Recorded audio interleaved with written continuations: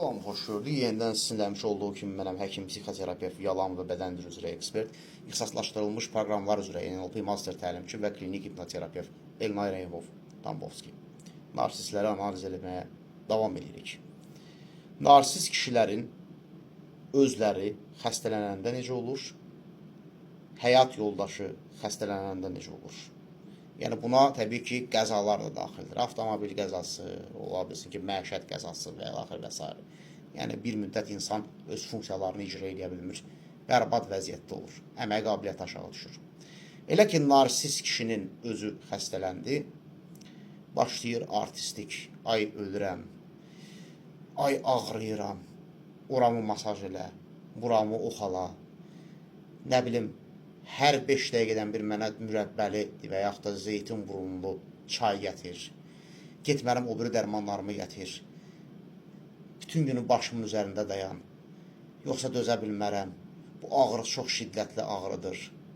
Ağlamalar, göz yaşı tökmələr, keçmiş elədiyi səhvlərə görə üzr istəmələr. Bəli, bilirəm, başa düşürəm, səni çox incitmişəm. Günahkarlıq hissinin yaradılması, bir balaca diqqətsiz davrananda ağlamaqlar, sızlamalar, şikayətlər.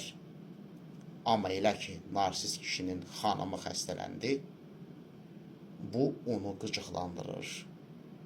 Tənqidlər başlayır. Məsəl üçün, deyək ki, qrip oldu. Sənə demədim, paltarığı geyin.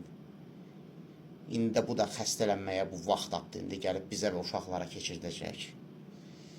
Əcəb oldu sənə. Yəni, birinin üzərinə 5-ni qoyur. Ağır tənqidlər, hətta söyüşlər. Yəni, qadın pis vəziyyətlərdə 40 dərəcə qızdırması var.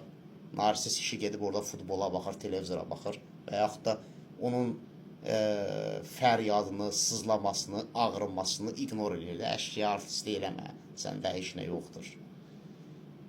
Daha çox israr eləyəndə ki, bəs mənə kömək lazımdır, qurban olub mənə köməyə bir stəkan su ver, onda narsist daha da qəzəblənir, qəddarlaşır, hətta fiziki şiddət belə tətbiq edə bilər.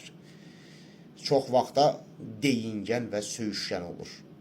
Bir sözlə, xəstələnəndə belə siz qayğı istərkən, əksinə şiddətlə qarşılaşırsınız, hörmətli xanımlar. Təbii ki, bunun tərsi də mümkündür. Yəni, bu kişilərdə də baş verə bilər. Əgər qadın narsistsə, kişi normal kişidirsə. Amma ən çox kişilərdə rast gəlindiyinə görə bu xətlə gedirik. Diqqətinizə görə minnətdaram. Sağ olun.